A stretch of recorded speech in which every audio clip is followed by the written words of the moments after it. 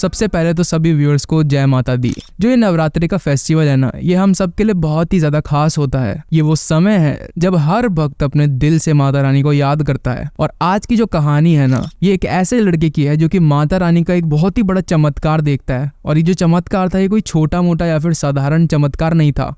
ये एक बहुत ही बड़ा चमत्कार था, एक बहुत बड़ा एक्सपीरियंस था उसके लिए, जो कि आपको एकदम ही हैरान कर देगा। तो चलिए स्टोरी को शुरू करते हैं। ये जो कहानी है ना, ये हमें सुमित ने शेयर करी है, जो कि हमारा एक व्यूअर है।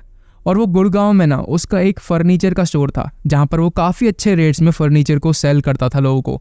लोग ना बहुत दूर दूर से उसके फर्नीचर खरीदने के लिए आते थे उसके पास, क्योंकि मार्केट में जितने भी लोग हैं वो फर्नीचर को ओवर प्राइस में बेचते थे। जितने प्राइस के लायक वो फर्नीचर नहीं था, उस प्राइस पर बेचते थे वो लोग। तो सुमित की जो ये दुकान थी, ये अपने में ही ना बहुत ज़्यादा खास थी। ये अपनी दुकान में ऐसे बढ़िया बढ़िया फर्नीचर रखता था, वो भी इतने प्यारे रेट्स पर कि आप सोच नहीं सकते। और जो भी लोग यहाँ पर आते थे, ऐसा नहीं होता था कि उनमें से कोई एक आदमी भी उसकी क्वालिटी से निराश हो जाए, बल्कि सारे लोग ही उससे खुश होकर जाया करते थे।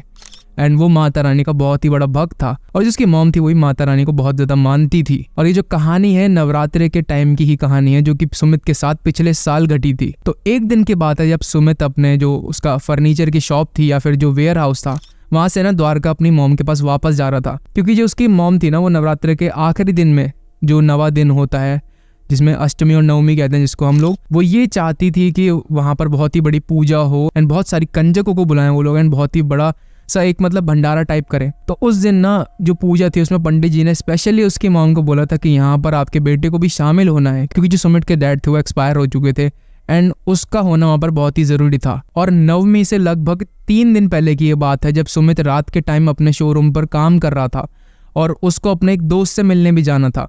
लेकिन उसे याद आता है कि मुझे तो नवमी में भी पेश होना है।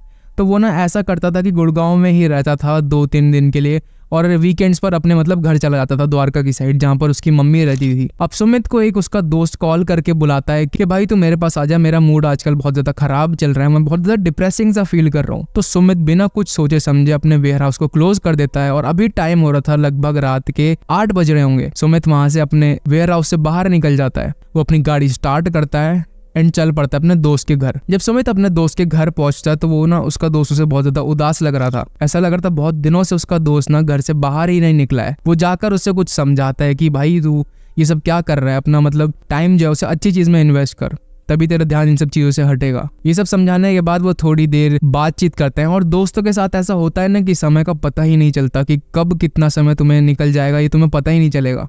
और ऐसा ही सुमित के साथ भी होता है, अपने दोस्त के साथ बहुत सारी बातें करता है और अपने स्कूल फ्रेंड्स को वीडियो कॉल भी करते हैं उस दिन। और अब उसे ध्यान आता है कि मुझे तो घर पहुंचना था, क्योंकि परसों ही बहुत ही बड़ा हमारे यहाँ भंडारा है, भव्य भंडारा है, और वहां पर उसे बहुत सारा काम था जो निपटाना था, और वो यहाँ पर बैठकर सिर्फ गप्पे लड़ा रहा है। तो वो अपने दोस्त से बोलता है कि भाई मुझे तो घर जाना है, मुझे बहुत सारा काम है अपने घर पर। अब सुमित अपने दोस्त के घर से रात के टाइम निकल चुका था, और अभी उसके ना जो व्रत होते हैं, हम लोग फास्ट रखते हैं, उसका फास्ट था आज भी। वो काफी ज्यादा मतलब वैसे ही कमजोर फील कर रहा था, क्योंकि फास्ट में वो बिल्कुल ही खाता पीता नहीं था जैसे आजकल के लोग हैं। वो व्रत तो रख लेते, लेकिन व्रत के नाम पर वो दिन भर ठूसते रहते हैं। वो आते ना आलू वेफर्स वाले चिप्स, कोई कुछ खाता है कोई कुछ खाता है। सुमित का ये मानना था कि व्रत में ना कुछ खाना नहीं चाहिए ऐसे। भले ही कुछ लोग फल खा लेते हैं जिनकी हालत ठीक नहीं होती या फिर जिनकी हेल्थ इश्यूज हैं, वो लोग खा सकते हैं, लेकिन सुमित का अपना ये मानना था कि वो कुछ ना खाए दिन भर, वो पानी वगैरह पी सकता है लेकिन कुछ खाए ना, एंड रात के टाइम में अपना फास्ट खोलेगा खा के। और हाँ, लगभग ये बात सही भी है। अब सुमित निकल जाता है अपनी गाड़ी स्टार्ट करके अपनी मॉम के घर के लिए, जो कि द्वारका में था। और वो रास्ता ना महिपालपुर से होकर जाता था, और जो ये रास्ता था ये बहुत ही ज्यादा सुनसान था और काफी डरावना भी लगता था। अब इस रास्ते की एक बात है, यहाँ पर ना कुछ समय पहले एक ट्रक वाला था जिसकी एक्सीडेंट में जलकर मौत हो गई थी। वहां पर बहुत सारे लोग थे, लेकिन किसी ने भी उसकी मदद नहीं करी थी कि उसे ट्रक से बाहर निकाले। वहां पर जितने भी लोग खड़े थे, कोई उनमें से वीडियो बना रहा था, कोई चिल्ला रहा था कि भैया एम्बुलेंस को लाओ, लेकिन कोई भी आगे बढ़कर ट्रक वाले की मदद नहीं कर रहा था। और वहीं पर उस समय ट्रक जल जाता और ट्रक वाला ना ट्रक के अंदर ही मर जाता है जलकर। और हाँ, जब किसी की भी ऐसे मौत होती है ना, जब कोई भी मदद नहीं करता या फिर बहुत ही ज्यादा एंगर में किसी की मौत होती है, तो हाँ उसको मुक्ति नहीं मिलती और वो इसी धरती पर भटकता रहता है। और ऐसे उस ट्रक वाले के साथ भी हुआ था। वो ट्रक बिल्कुल जल चुका था, और कहते थे कि बहुत सारे लोगों ने ना उस ट्रक वाले को इस हाईवे पर देखा है महिपालपुर के। तो सुमित था, उसने भी ये सारी कहानियां सुनी हुई थी, क्योंकि उसके दोस्त ने भी आखिरकार उसे बात बताई थी कि महिपालपुर की ये जो जगह है ना, ये थोड़ी डरावनी तो है। और वो ट्रक वाले हादसा भी उसने अपने दोस्त को बताया था। अब जब सुमित हाईवे पर जा रहा होता है, वैसे तो उस महिपालपुर के हाईवे पर काफी ज्यादा ट्रैफिक भी रहता था, लेकिन उस दिन वहां पर एक भी गाड़ी नहीं थी। आप मानोगे नहीं, सुमित अकेला ही गाड़ी में चला जा रहा था। और जब वो अकेला चल रहा था तो अचानक से उसके पीछे से कोई बहुत ही तेज रोशनी मारता है गाड़ी की। वो गाड़ी नहीं थी, वो ट्रक था। आप मानोगे नहीं, सुमित को पहले तो बहुत ज्यादा परेशानी होती है देखने में कि इतनी तेज लाइट आ कहां से रही है ये। वो पीछे देखने की कोशिश करता है, उसे कुछ साफ साफ दिखता नहीं है। वो काफी टाइम तक, मतलब 2-3 किलोमीटर तक अपनी गाड़ी चलाता रहता है नॉर्मली जैसे चलाते हैं लोग। जो हाई बीम थी उस गाड़ी की, यानी कि ट्रक की, वो बंद ही नहीं कर रहा था ट्रक वाला। अब सुमित इस चीज से बहुत ज्यादा परेशान हो जाता है, थोड़ा गर्म दिमाग का भी था ये जब पीछे निकल कर देखता है ना गाड़ी से, मतलब बाहर जाके देखता है, तो ये देखता है कि वो एक ट्रक है जो कि बहुत ही ज्यादा पुराना सा लग रहा है। ऐसा लग रहा है ये बहुत ही पुराने मॉडल का ट्रक है। और सबसे ज्यादा हैरान कर देने वाली बात इस ट्रक की ये थी कि जो ट्रक था ये पूरा काला पड़ा हुआ था। ऐसा लग रहा था कि ये जला हुआ है। और कहते हैं ना कि ये ट्रक जला इसलिए था क्योंकि इसका पहले एक्सीडेंट हो गया था, कुछ बैलेंस बिगड़ गया था इस ट्रक का। तो जिस साइड से ये ट्रक ठुका होगा ना, उसी साइड से इस ट्रक में भी वही जगह से ये ट्रक टूट रखा था। सुमित ये देखता है कि ये टूटा हुआ ट्रक चला क्यों रहा है, इसका कांच वगैरह टूटा हुआ है, इसे चलाने में तो बहुत ज्यादा खतरा है। वो बाहर निकलकर जब देख ही रहा था इसको, तो वो ये नोटिस करता है कि पूरा ट्रक ना काला पड़ा हुआ था। ऐसा लग रहा था जो ट्रक है वो जल चुका था। सुमित को मन में ये बात तो आ रही थी कि उसी ट्रक वाले की आत्मा तो नहीं है, पर उसे ये भी लग रहा था कि मेरा वहम ही होगा, कि मैं ही थोड़ी ना हूँ लाखों में एक आदमी कि जिसका इस ट्रक वाले से सामना होगा, वो भी आज के दिन। जो उसका ये डाउट था कि मैं ही तो नहीं हूँ लाखों में इंसान कि जिसके साथ ये ट्रक वाले की मुलाकात हुई है, वो भी आज के दिन, ये उसका ना सच में बदलने वाला था। जब सुमित अपनी गाड़ी तेज करता है, वैसे ही वो ट्रक उसकी गाड़ी के साथ भी उसी स्पीड पर चल रहा था। हालांकि ट्रक काफी भारी भरकम होता है, वो गाड़ी की जितनी स्पीड इतनी नहीं पकड़ सकता, लेकिन वो जो डिस्टेंस थी उसकी गाड़ी की और ट्रक की ना, वो लगातार सेम चल रही थी। बिल्कुल भी ऐसा नहीं था कि सुमित की गाड़ी आगे निकल रही है और ट्रक वाला पीछे रह गया। सुमित एक काम करता है, गाड़ी को ना थोड़ी धीमी कर लेता है। अब ये देखता है कि ट्रक भी उसके साथ उतनी ही स्पीड पर धीमा हो गया है। ये बाहर झांक कर देखता है और अच्छे से तो ये देखता है कि जो ट्रक ड्राइवर है उसके मुंह पर इतनी चोटें लगी हुई हैं, इधर उधर से कट वगैरह पड़े हुए हैं। और उस ट्रक ड्राइवर की जो आंखें थी वो रात के अंधेरे में ना चमक रही थी। वो ये समझ जाता है जल्दी से ही कि ये कोई ट्रक वाला नहीं है, ये जिंदा आदमी नहीं है, ये वही ट्रक वाला है जिसका एक्सीडेंट यहाँ पर सालों पहले हुआ था, जिसकी वजह से ये जगह मशहूर थी। कोई भी नॉर्मल आदमी होगा जो इन सब चीजों में विश्वास नहीं करता होगा, तीसरी शक्तियों में या फिर भूत प्रेतों में, तो क्या करेगा, वो तुरंत यहाँ से भाग जाएगा। लेकिन जो सुमित था, इसको थोड़ी बहुत इन चीजों में ना नॉलेज थी। इसको पता था कि ऐसी चीजें होती हैं, अगर भगवान है तो शैतान भी होता ही होता है। ये क्या करता है, अपनी गाड़ी को पहले तो बहुत तेज भगाता है, जितनी तेज भगा सकता था, लेकिन इसकी गाड़ी भी ना इतनी रेस नहीं पकड़ रही थी। अब ये क्या करता है, जब हर जगह से रास्ते बंद हो जाते हैं तो ये ना क्या करता है, अपनी आंखें बंद कर लेता है। क्योंकि ऐसा होता है ना, जब सब जगह से रास्ते बंद हो जाते हैं तो आदमी ऊपर वाले को याद करता है।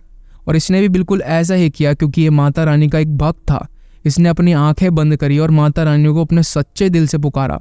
और इसकी माता ने भी इसको ये बात बताई थी, इसकी मम्मी ने, कि अगर तुम सच्चे दिल से याद करोगे माता रानी को उनके नवरात्रों के टाइम, अगर तुम किसी मुसीबत में फंसे हो तो माता रानी तुम्हारी मुसीबत का हल करने जरूर आएंगी। और इसको ये विश्वास था कि माता रानी इसकी मदद जरूर करेगी। जब ये आंखें बंद करता है ना, अपनी माता रानी को याद करता है, तो ये आगे देखता है कि थोड़ी ही दूर पर एक आदमी खड़ा हुआ है और वो इसको लिफ्ट के लिए ना हाथ ऐसे कर रहा था, लिफ्ट के लिए ऐसे हाथ कर रहा था। ये जब पीछे देखता है ना इसके, तो ट्रक वाला था ही नहीं। ट्रक पता नहीं ना जाने गायब कैसे हो गया था, दूर दूर तक उसे ट्रक दिख ही नहीं रहा था उसके पीछे, जबकि इतने टाइम से उसे ट्रक फॉलो कर रहा था। अब जो ये आदमी लिफ्ट मांग रहा था ना, इसने कपड़े ऐसे पहने हुए थे, ऐसा लग रहा था कि ये कोई पंडित वगैरह है। इसने ऊपर से कुर्ता पहन रखा था और नीचे धोती पहन रखी थी। और ये बहुत ही ज्यादा, इसका चेहरा ना एकदम तेजस्वी सा लग रहा था, जैसे कि बहुत ही ज्यादा कोई तेजस्वी आदमी वहां पर खड़ा हो। तो मैं ना वहां पर गाड़ी रोक लेता है। वहां पर जब ये गाड़ी रोकता है और अपना शीशा नीचे करता है ना, वो जो पंडित जी थे ना, या फिर जो भगत जी थे, वो इसे देखकर कहते तुम्हारे तो तोते उड़े हुए हैं। सुमित को कुछ समझ ही नहीं आ रहा था कि वो इनसे बोले तो बोले क्या। सुमित के ना मुंह पर पूरा पसीने पसीने हो रखे थे, बहुत ज्यादा डरा हुआ लग रहा था वो। ये जो भगत जी थे या पंडित जी, ये सुमित की गाड़ी में बैठते हैं और कहते हैं मुझे क्या तुम आगे तक छोड़ दोगे। यही महिपालपुर की सड़क पे ना एक बहुत बड़ा मंदिर है जहाँ पर मैं पुजारी हूँ, तुम क्या वहां तक मुझे छोड़ सकते हो, क्योंकि तुम देख सकते हो यहाँ पर कोई भी अब वाहन वगैरह चल नहीं रहा रात के टाइम, क्या तुम मुझे वहां तक छोड़ सकते हो। सुमित ना सोचता है कि अकेले जाने से बढ़िया इनको मैं बिठा ही लेता हूँ, थोड़ा डर भी कम होगा, इनको भी थोड़ा पता चलेगा कि मेरे साथ क्या हो रहा है। सुमित इनको ना बिठा लेता है अपने साथ। अब ये दोनों ना अच्छा खासा सफर तय कर रहे थे। अचानक से ना पीछे दोबारा से लाइट पड़ती है, जो बहुत तेज लाइट पड़ती है, इनके ऊपर हाई बीम पड़ती है। अब सुमित ना डर चुका था कि ये दोबारा से आ गया ट्रक वाला, मुझे लगा था कि मैं बच चुका हूँ, इसे लग रहा था कि माता रानी ने तो मेरी मदद ही नहीं करी। मैं आंख बंद करके पुकार रहा था इस समय पर, लेकिन माता रानी मेरी मदद करने क्यों नहीं आ रही है। और जब ये सोच कर ये बहुत ज़्यादा डर जाता है, इसके पसीने दोबारा छूटने लगते हैं, तो जो बगल में भगत जी बैठे थे, जो पंडित जी बैठे थे ना, वो इससे कहते हैं तू डर मत, वो ट्रक वाला पीछे नहीं है। लेकिन उस समय सुमित का दिमाग चल ही नहीं रहा था। इसे ये नहीं पता था कि इनको मैंने ट्रक वाले के बारे में बताया या नहीं बताया। और वो बगल से देखता है तो जो पीछे रोशनी पड़ रही थी ना गाड़ी की हाई बीम, वो एक गाड़ी वाला ही था नॉर्मल, जो कि इनको ओवरटेक कर आगे चले जाता है। अब ऐसा होता है कि वो मंदिर महिपालपुर का जो दुर्गा मंदिर था वो आ जाता है, वहाँ पर वो उन पंडित जी भगत जी को उतार देता है। और जब ये इन पंडित जी से पूछने वाला था ना कि आपको तो मैंने ट्रक वाले के बारे में बताया नहीं, आपको कैसे पता कि मेरे साथ ये सब हो रहा है, या मेरे पीछे ट्रक वाला पड़ा हुआ है जो कि थोड़ा टाइम पहले जल के मर गया था। तो जो पंडित जी थे वो कहते हैं कि ये सब बातें छोड़ो, तुम मुझे क्या वो पानी की बोतल पास कर सकते हो। और सुमित के डैशबोर्ड के सामने एक पानी की बोतल पड़ी थी जो कि वो यूजुअली कैरी करता था। वो जैसी बोतल उठाता है और उनको देने के लिए पीछे मुड़ता है ना, वहाँ पर वो पंडित जी थे ही नहीं। उसने पंडित जी को ना मंदिर से थोड़े पहले ही उतारा था, इतना दूर नहीं था, मतलब पैदल ही था मंदिर, पैदल डिस्टेंस पे ही था मंदिर, लेकिन थोड़ी दूर था। और इतनी जल्दी तो कोई इतना बुजुर्ग आदमी जा ही नहीं सकता भाग कर, क्या कुछ भी हो जाए। वो वहाँ पर थे ही नहीं। हाँ, ये माता रानी का चमत्कारी था जिसने की सुमित की मदद करी थी। और अब ये सब देखकर ना सुमित की आंखों में आंसू आने लग गए, वो वहाँ पर रोने लग गया। उसे पता था कि माता रानी ने ही इन पंडित जी को मेरी मदद करने के लिए भेजा था। जो सुमित का जो भंडारा होता है 2-3 दिन बाद, जो नवरात्रि में, अष्टमी में वो भंडारा करवाते हैं, नवमी में, वो बहुत ही भव्य कराते हैं, एकदम बहुत ही अच्छी कृपा से होता है माता रानी की, बहुत ही अच्छा सा हो जाता है। और सुमित अब बहुत ज़्यादा खुश था। वो अपनी माता को भी इस बारे में बताता है, अपनी मम्मी को। उसकी मम्मी भी बोलती हैं कि हाँ, मैंने तुम्हें बताया था कि जब भी तुम दिल से माता रानी को याद करोगे तो वो तुम्हारी रक्षा करने आएंगी ही आएंगी। और उस दिन के बाद तो सुमित का जो भरोसा, विश्वास और आस्था थी ना माता रानी के प्रति, वो और भी ज़्यादा बढ़ चुकी थी, और भी ज़्यादा मजबूत हो चुकी थी। और वो हर नवरात्रे में अष्टमी नवमी के दिन ना बहुत ही बड़ा भंडारा करवाता है, एकदम भव्य वाला, जहाँ पर वो माता रानी की बहुत ही बड़ा पूजा रखता है। उसने ये जान लिया था कि सच्चे मन से अगर आप माता रानी को बुलाओगे तो वो ज़रूर आपकी मदद करने ज़रूर आएंगी। तो अगर आपको एक कहानी पसंद आई है, और अगर आपके पास भी कोई ऐसा अनुभव है या फिर कोई भी स्टोरी है जिसमें कि, या फिर आपके साथ भी कभी सुमित के जैसे आपके साथ ये एक्सपीरियंस जैसे हुआ था आपके साथ भी हुआ है, तो आप ना ईमेल नीचे मैंने डिस्क्रिप्शन में आपको दे रखा है, उसमें जाकर हमको ना सेंड करो अपनी स्टोरी, और हम आपकी स्टोरी अपने चैनल के थ्रू नैरेट करेंगे। और कमेंट में जय माता दी लिखना मत भूलना।